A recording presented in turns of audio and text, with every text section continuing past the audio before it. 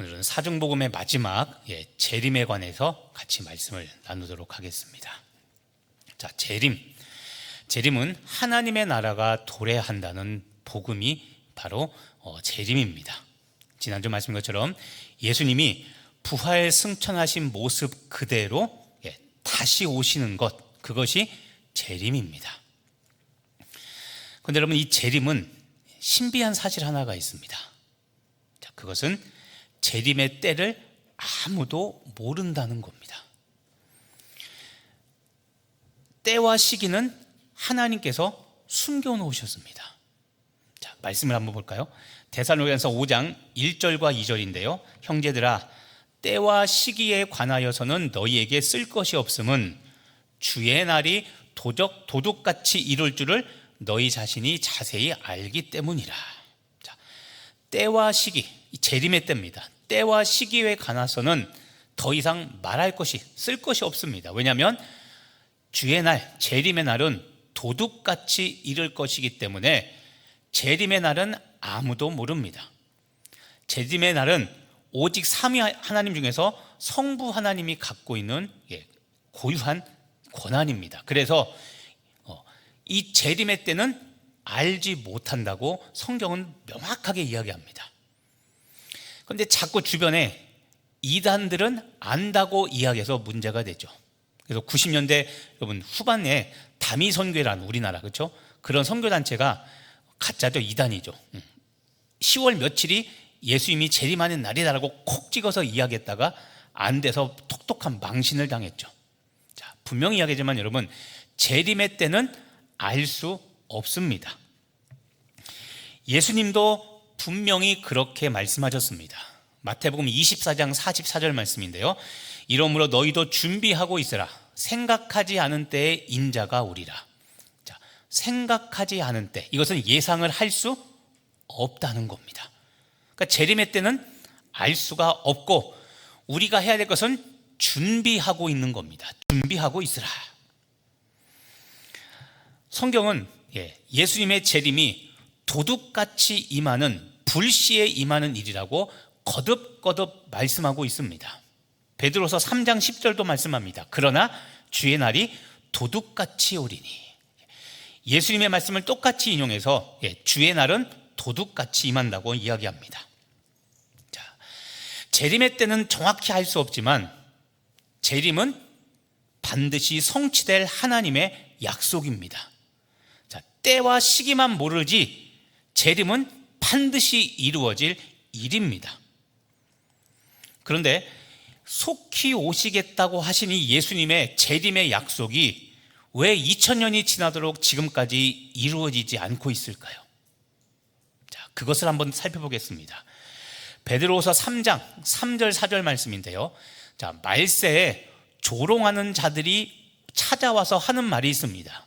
자, 조롱하는 자들이겠죠. 무엇을 조롱하냐면 예수님의 재림이 없다고 조롱합니다. 자, 주께서 강림하신다는 이 약속이 어디 있느냐라고 말하며 조롱하는 사람들이 말세에는 등장한다는 겁니다.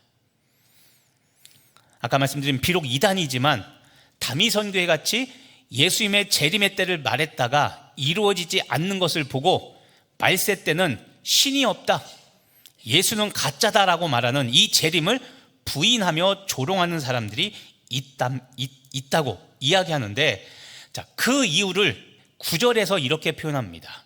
자, 9절, 이것은 같이 한번 읽어보겠습니다. 주의 약속은 어떤 이들이 더디다고 생각하는 것 같이 더딘 것이 아니라 오직 주께서는 너희를 대하여 오래 참으사 아무도 멸망하지 아니하고 다 회개하기에 이르기를 원하시느니라. 아멘. 자, 어떤 사람들이 말합니다. 주의 약속이 더디다고 말하는데 더딘 것이 아니라, 자, 이겁니다.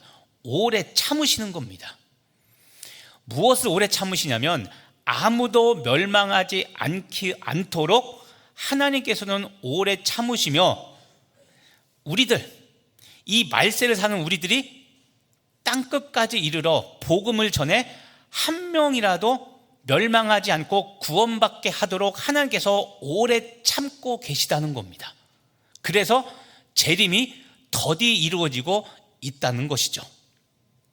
다시 한 번 강조하지만 여러분, 하나님께서 예수님의 재림을 늦추시는 까닭은 한 명이라도 멸망하지 않고, 이것은 다른 말로 구원입니다. 다 회개하기에 이르기를 원한다. 모두가 다 구원받길 원하시기 때문에 예수님의 재림을 뒤로 자꾸 미루고 늦추고 계시다는 것을 여러분 잊지 마시길 바랍니다. 그래서 우리는 한 생명이라도 더 구원하기 위해서 재림의 때를 늦추시는 이 하나님의 마음을 알아 준비해야 됩니다. 그래서 오늘 여러분과 함께 나누고 싶은 이야기는 이겁니다. 오늘 사중복음 마지막 이야기를 하면서 그렇다면 재림을 준비하면서 우리는 어떻게 살아가야 되는가, 오늘 이것을 여러분과 함께 세 가지 같이 말씀을 나누려고 합니다. 재림을 준비하는 삶이 어떤 것이냐면, 첫 번째, 전도와 선교 중심적인 삶과 사역을 우리는 살아야 됩니다. 전도와 선교 중심적인 삶과 사역입니다. 다른 말로 하면 생명을 살리는 일에 우리는 열심을 내야 됩니다. 생명을 살리는 일. 마태복음 24장 14절을 보시면, 이거 같이 한번 읽어보겠습니다. 이 천국 복음이 모든 민족에게 증언되기 위하여 온 세상에 전파되리니 그제야 끝이 오리라. 아멘. 여러분, 이 말씀은 중요한 사실 하나를 알려줍니다. 천국 복음이 온 민족, 온 세상에게 전파될 때, 그때 끝이 온다. 다시 말하면 그때 예수님의 재림이 임한다는 겁니다.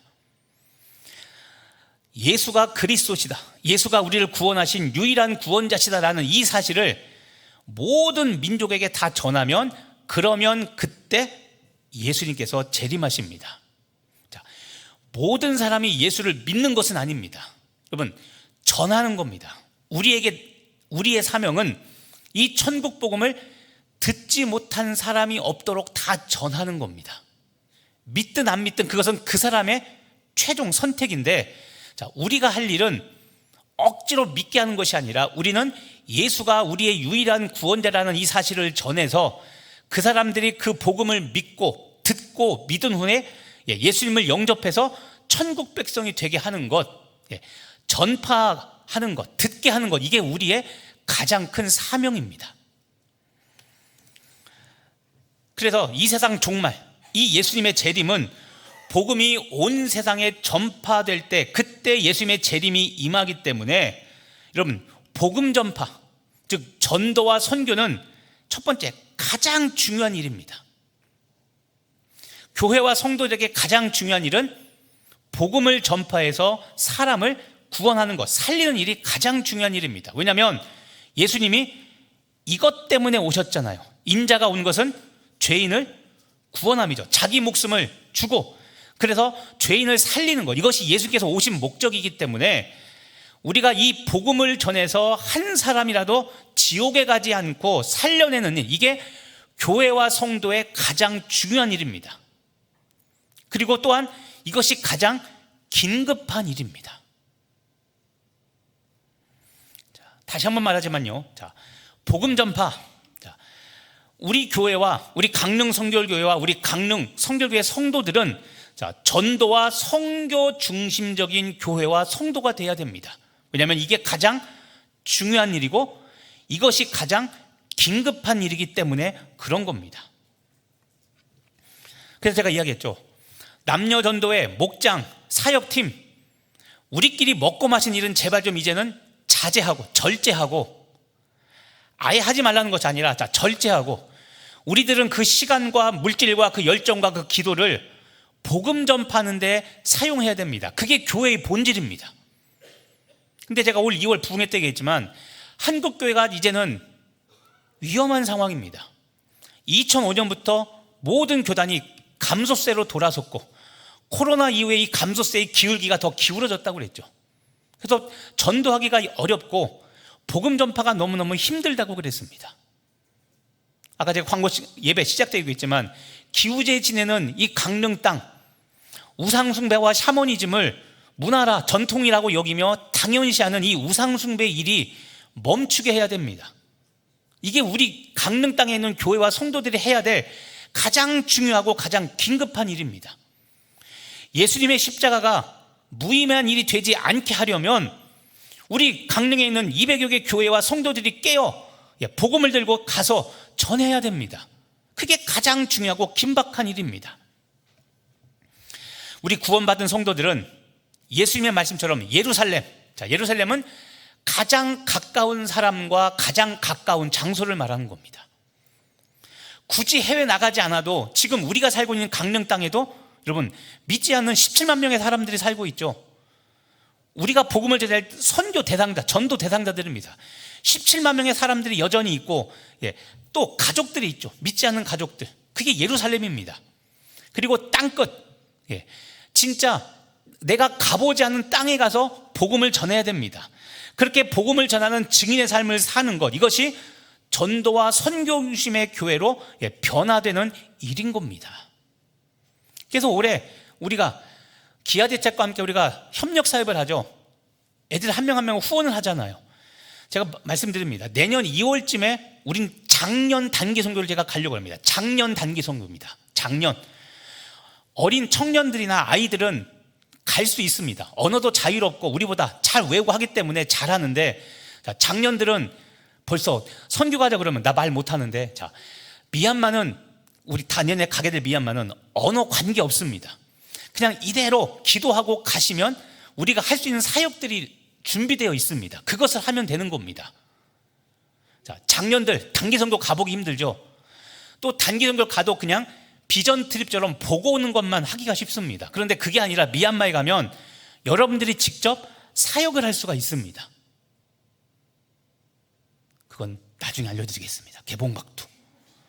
그러니까 후원자만 갈 수 있는 건 아니니까 여러분 오해하지 마시고, 후원하는 분도 갈 수 있고 안 한 분도 갈 수 있으니까 해외여행 가려고 모아둔 돈 가지 마시고 그거를 내년 2월 미얀마 단기 선교에 써보시기를 바랍니다. 그러면 우리는 전도와 선교 중심의 교회를 진짜 실천할 수 있고 예수님의 재림의 때를 준비하는 귀한 우리 교회와 성도가 될 줄로 믿습니다. 두 번째, 재림을 준비하는 삶은 무엇이냐면 거룩한 삶, 생활입니다. 삶을 통한 전도가 우리에게 필요합니다. 지금 전도와 선교 중심의 교회, 성도가 되자고 했는데, 이 임박한 재림의 때에 이 효과적인 복음 전파로 이 영혼 구원의 열매를 맺으려면 복음을 전파하는 일도 중요한데, 그것 못지않게 중요한 게 무엇이냐면 여러분 성도 한 명 한 명의 거룩한 삶입니다. 이게 필요합니다. 코로나 이후에 세상은 교회와 기독교에 대해서 더 폐쇄적이 되었습니다. 특히 우리나라는 신천지로부터 시작된 이 코로나가 마치 정통 교회로부터 시작된 줄 믿지 않는 사람은 이단과 정통 교회를 구분 못해서 마치 교회, 기독교가 한 줄로 착각했죠. 그래서 우리나라는 더 코로나 이후에 기독교와 교회, 복음이 더 폐쇄적으로 바뀌게 되었습니다.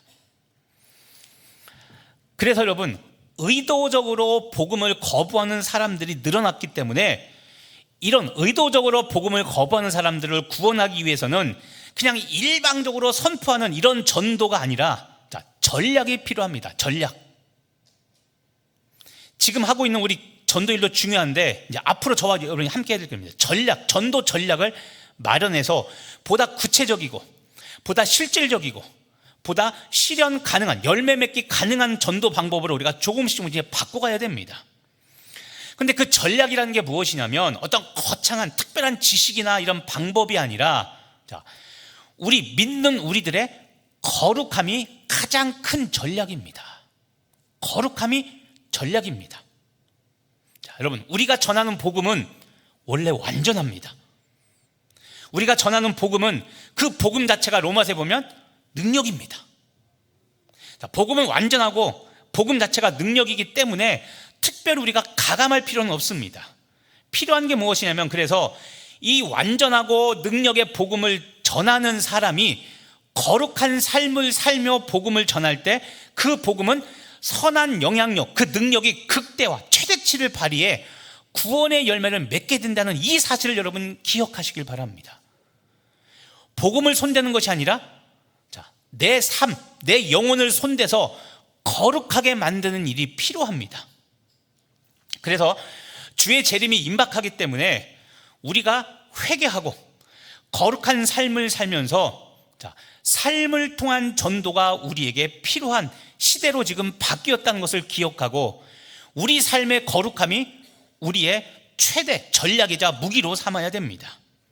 그래서 성경은 주의 재림의 때에 임박한 성도들이 이렇게 살라고 권고하고 있는 것이 있습니다. 요한일서 3장 2절부터 3절까지 말씀 함께 읽어보겠습니다. 그가 나타나시면 우리가 그와 같을 줄을 아는 것은 그의 참 모습 그대로 볼 것이기 때문이니 주를 향하여 이 소망을 가진 자마다 그의 깨끗하심과 같이 자기를 깨끗하게 하느니라. 아멘. 이 말씀에서 예수님의 재림을 언급합니다. 그가 나타나시면, 그 예수님입니다. 예수님이 나타난다, 예수님이 재림하시면 그러면 어떤 일이 벌어지냐면 예수님의 참 모습을 보게 됩니다. 그런데 여러분, 이 예수님의 참 모습, 이게 어떤 거냐면 주를 향하여 이 소망을 가진 자마다, 이 소망은 그가 나타나심을 믿는 재림을 믿는 소망입니다. 그러니까 재림의 소망을 가진 자마다 어떻게 해야 되느냐? 예수님의 깨끗하심, 깨끗하심은 거룩하심입니다. 예수님께서 거룩하셨던 것처럼 중요한 것, 내 자신을 깨끗하게 하는 겁니다. 정리해보면 재림의 소망을 가진 자들마다 어떻게 살아가야 됩니까? 내 자신을 스스로 거룩하게 깨끗하게 하는 삶을 가지고 살아가는 것이 재림의 시대에 살아가는 성도들의 모습이라고 성경은 말씀하고 있습니다. 그래서 여러분 기억하십시오. 자, 여러분, 예수님의 재림을 소망하십니까? 예. 예수님이 재림을 당연히 소망해야 됩니다. 예수님이 이 땅에 다시 오시면 우린 더 이상 아둥바둥 살려고 노력하지 않아도 됩니다. 지금 고령화 시대를 맞이해서 우리 어르신들의 어려움이 무엇입니까? 연금은 적고 돈은 없고, 그러니까 늙어도 일해야 되죠. 말은 선진국이라고 하는데 아직 사회보장 제도가 노인복지를 충족시킬 만큼은 아직 준비가 안 되어 있습니다. 그래서 어르신들도 일해야 되죠. 젊은 사람도 어떻습니까?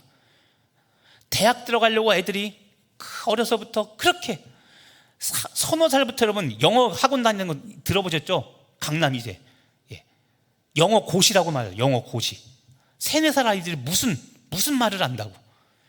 그때부터 그렇게 입시지옥을 살고 대학교 들어갔더니 또는 취직을 했더니 이제는 취직하는 것도 어렵고 취직해서 돈 벌어먹고 살기도 어렵고 다 전 국민이 지옥을 살고 있습니다.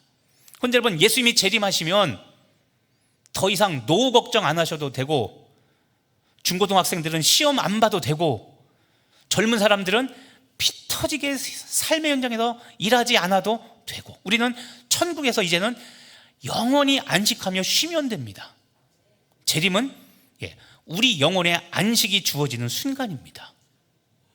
그런데 그렇게 되려면, 그날이 이르려면 우리가 해야 될 일이 무엇입니까? 사는 동안 예수님의 재림을 소망하되 거룩하게 살아야 되는 겁니다. 자, 그래서 좀 부탁합니다. 자기를 스스로 깨끗하게 거룩하게 하시길 바랍니다. 빛의 자녀로 사십시오. 빛의 자녀로 거룩한 삶을 살아가시고, 육체에 속한 일, 어둠에 속한 일은 버리고 여러분 성령께 속한 거룩한 일을 행하며 사시는 여러분 되길 간절히 바랍니다.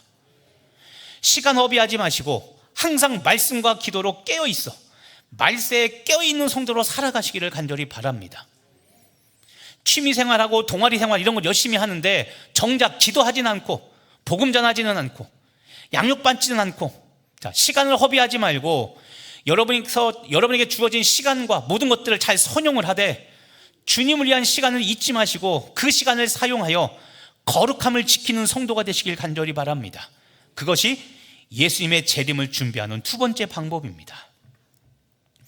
세 번째, 재림을 준비하는 삶, 세 번째가 있습니다. 그것은 무엇이냐면 고난을 이기는 삶을 사는 겁니다. 고난. 재림은 의인에 대하여 보상, 상급이 주어지고 동시에 죄인에 대해서는 엄중한 심판이 임하는, 그래도 공의와 사랑이 조화를 이루는 사건이 바로 재림이라고 했습니다. 그래서 여러분, 이 재림의 소망을 가졌다면 고난을 두려워하거나 고난을 회피하는 것이 아니라 고난을 당당히 맞서 통과해서 상 받을 준비를 하는 것, 이게 고난을 재림을 준비하는 마지막 우리들의 삶의 모습인 겁니다. 자, 로마서 8장 17절과 18절, 먼저 17절을 한번 같이 읽어보겠습니다.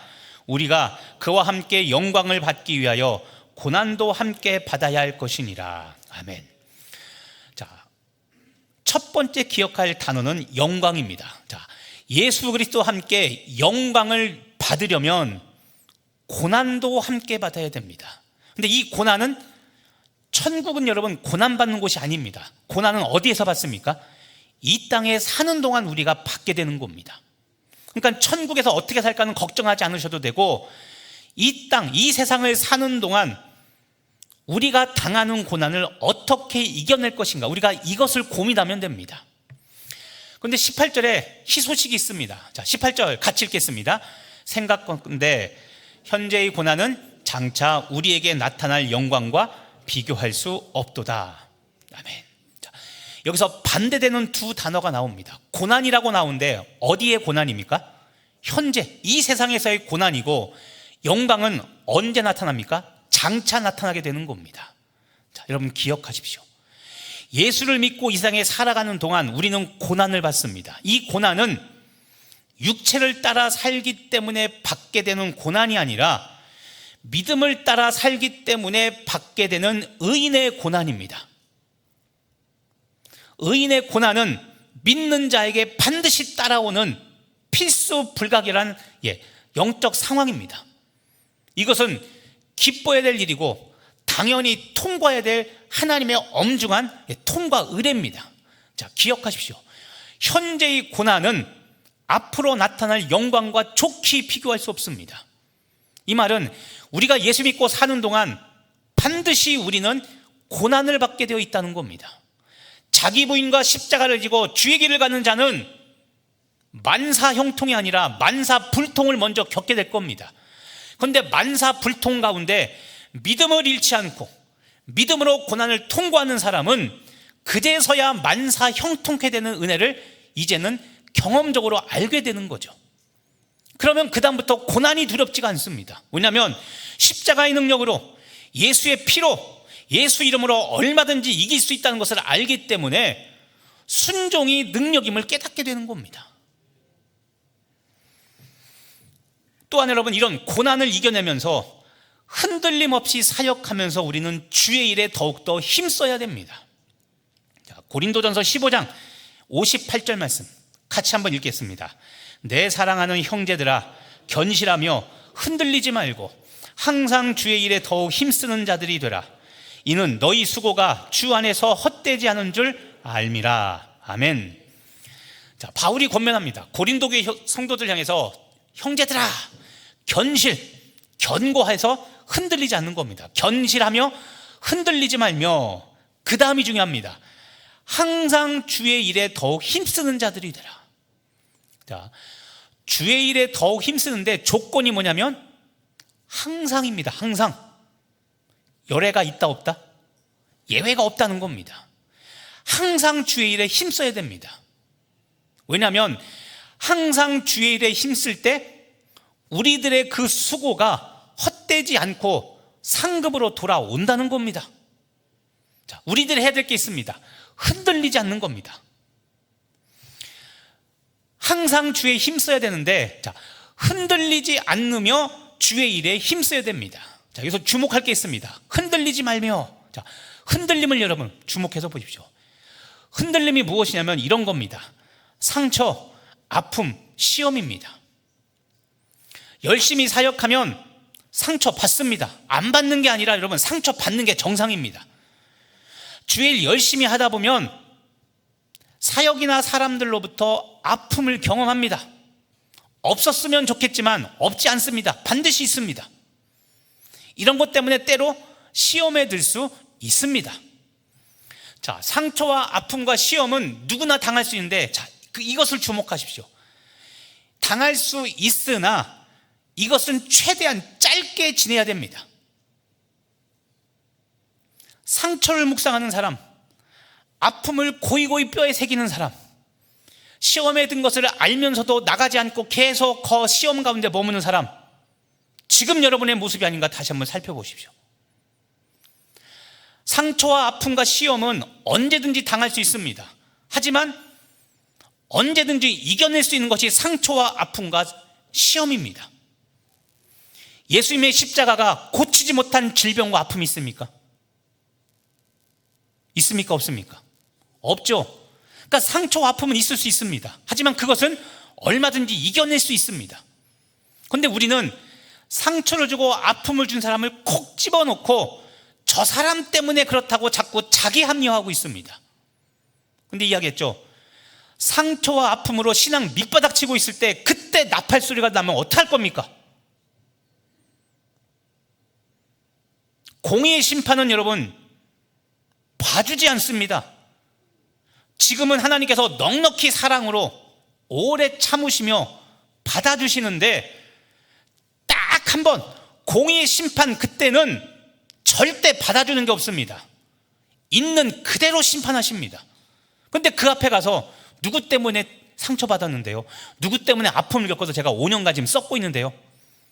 그럼 분명히 주님이 그 말씀하실 거면, 예수님이 너 그것 때문에 내가 십자가 지고 죽었는데 너 뭐하고 있었냐고, 도대체 너 믿는 사람 맞냐고.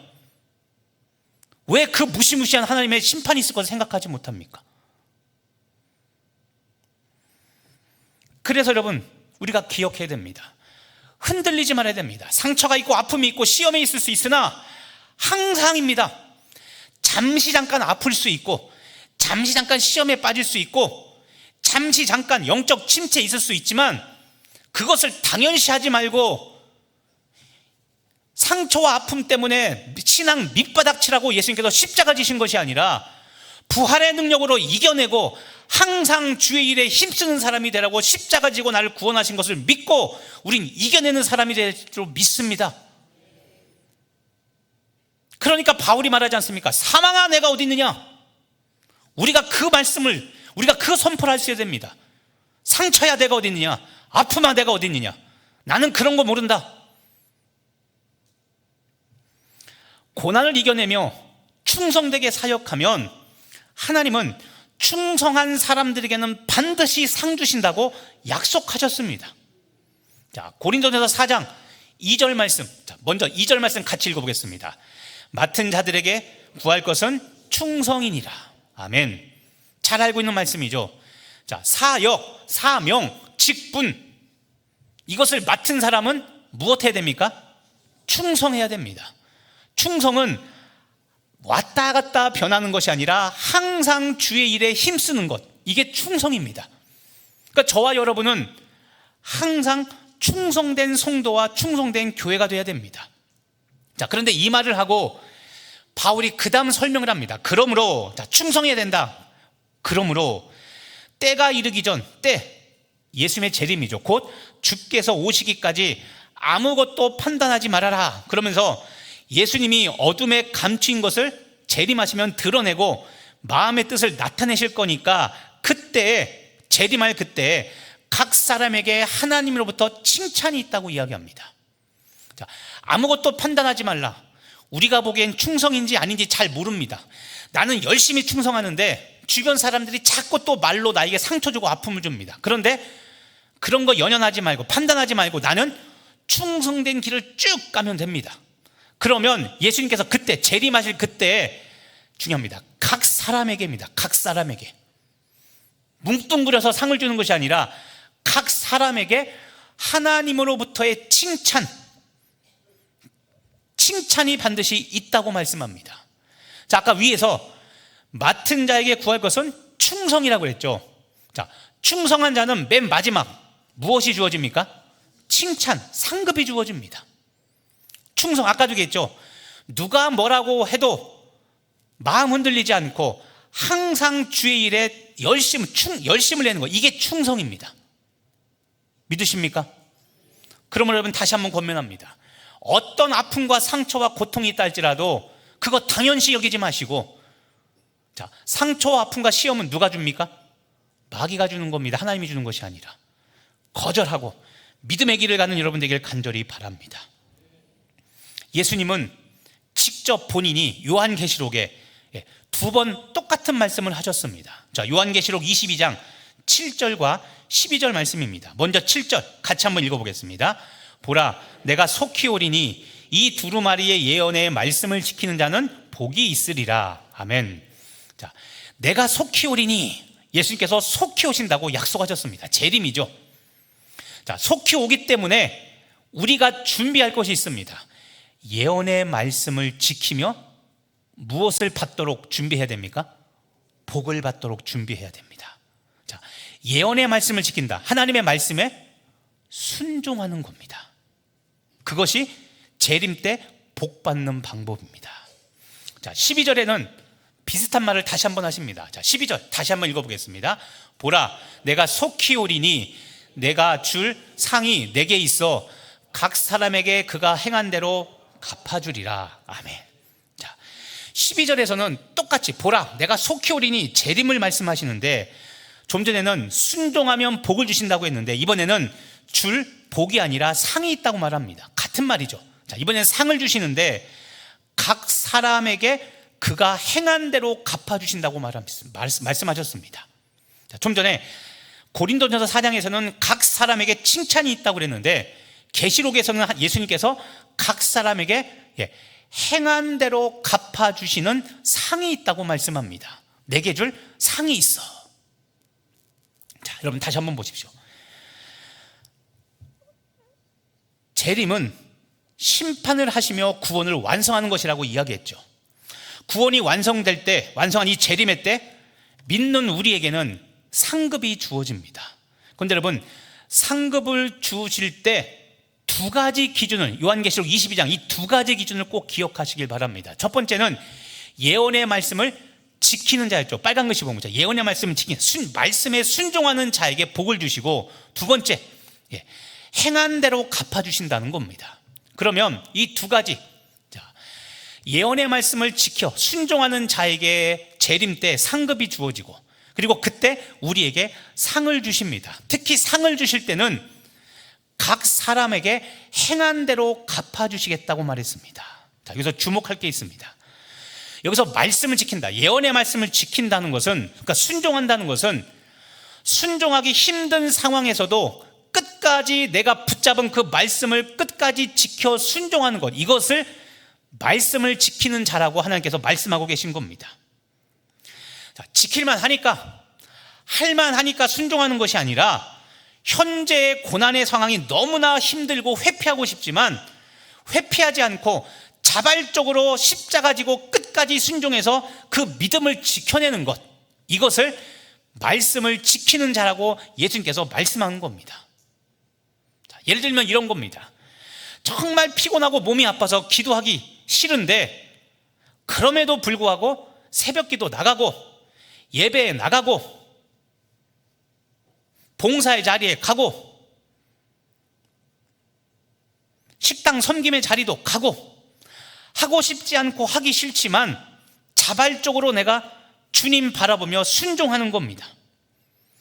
마음은 상처로 아프고 마음은 골병 들었고 몸도 피곤해 죽겠는데 지쳐 쓰러질 것 같은데, 그럼에도 불구하고 지금 말한 예배의 자리, 기도의 자리, 봉사의 자리, 헌신의 자리, 자기 부인의 자리에 가서 십자가 지고 주님 따라가는 겁니다. 그게 예언의 말씀을 지키는 겁니다. 상처받아서 내가 먼저 손 내미기도 싫고 인사하기도 싫은데 예수님의 십자가 사랑 생각하면서 사랑합니다, 축복합니다, 마음 다해 그렇게 고백하면서 먼저 손을 내미는 것, 이게 지금 말씀드리는 말씀을 지킨다는 의미인 겁니다. 정말 지치고 힘들고 지키고 싶지 않은 상황에도 내 자신을 꺾고 끝까지 순종의 삶을 살아가는 것, 이런 사람이 복을 받고 재림의 때 상을 받는다. 그래서 각 사람에게 행한 대로 갚아주신다는 이 말씀의 의미인 겁니다. 그래서 오늘 말씀 마치기 전에 여러분에게 질문하고 싶은 게 있습니다. 자, 여러분은 지금의 예배가, 지금 여러분이 드리는 이 예배가 최선의 예배입니까? 정말 힘들고 어려운데, 아까 처음 이야기했죠, 하나님을 사랑하는 그 갈급한 마음이 있어서 우리가 이 땅에 와서 예배하는 것, 그냥 어쩔 수 없이, 죄송합니다 이런 표현에서, 마누라한테 그냥 억지로 끌려와서 예배 드려주고, 교구 목사님 그냥 전화 받을까봐 두려워서 그냥 예배 드려주고, 전도사님 신방 전화 올까봐 그냥 예배 드려주고, 혹시 이렇게 예배 드리고 있습니까? 지금 드린 예배가 여러분이 드리는 최고 최선의 가치가 있는 그런 예배입니까? 또는 여러분의 지금 사역과 섬김과 봉사가 최고 최선의 예배, 이런 겁니까? 내가 사역하고 봉사하고 섬기는 이 모든 것들이 어쩔 수 없이 내가 그냥 장로니까, 내가 권사니까, 특히 여러분 각 여전도회 남전도회 회장이신 분들, 올해 내가 회장이니까 그냥 어쩔 수 없이 하고 내년에 다시 안 한다, 이런 마음 갖고 하고 있습니까? 어쩔 수 없이 그냥. 여러분 잘 들으시기를 바랍니다. 여러분, 마지막 때 우리에게 행한 대로 갚아준다는 이 상급이 뭔지 아십니까? 자, 앞에 걸 다시 보시면 여러분 이런 겁니다. 각 사람에게 행한 대로 갚아준다. 이것은 여러분 우리에게 주시는 상급은 참가상, 개근상 이런 게 아니라는 겁니다. 각 사람이라고 그랬죠. 내가 하나님을 위하여 행한 것만큼 나에게 상급으로 주십니다. 참가상, 아무것도 한 일 없는데 그냥 와서 앉아있으면 주죠. 참가상. 개근상 물론 중요합니다. 그런데 아무 의미 없이 와서 그냥 예배 드렸다고 드리는 참가상이나 개근상이 주께서 주시다는 상이 절대 아니라는 것을 여러분 아셔야 됩니다. 지금 여러분의 예배가, 내가 지금 나가서 계약하면 1,000만 원 벌 수 있고 1억 계약할 수 있는데, 나는 주일이기 때문에 예배해야 됩니다라고 결단하고 돈 못 벌더라도 난 예배하겠습니다, 이런 내 삶의 아까 거룩함, 예수님이 흘리신 피와 같은 거룩함, 희생이 있는 이런 예배, 제사, 희생, 봉사라면, 그러면 하나님은 반드시 기억하시고 재림의 날에 갚아주신다는 겁니다. 그래서 묻는 겁니다. 지금 여러분이 드리는 예배가 최고 최선의 예배입니까? 지금 여러분이 사역하고 섬기고 봉사하는 것이 여러분이 드릴 수 있는 최고의 봉사와 섬김과 사역 맞습니까?